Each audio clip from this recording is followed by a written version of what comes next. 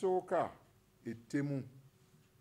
ettemu liyitiridde mu nsi yaffe eno Uganda ekireeteddewo obutabanguko mu nsi, ettemu mu maka, ettemu mu bantu, ettemu mu makubo.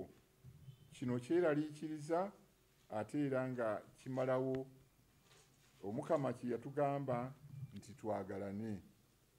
Olw'obutaba na kwagalana, abantu kyebavudde bakola ekyo ekikyamu.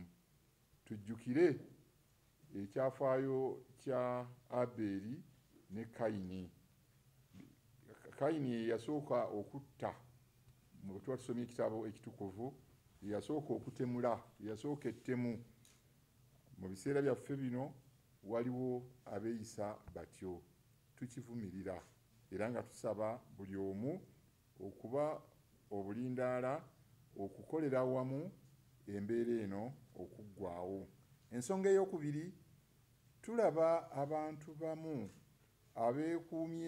abeekuumuliddeko eby'obugagga ebingi, ate era ne tugattako n'ekyempisa embi.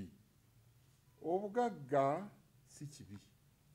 Obugagga kiva mu bintu Katonda bye yatonda n'abituwa. Naye kye twogerako be bantu abeetuumyeko obugagga nga bayise mu makubo amakyamu.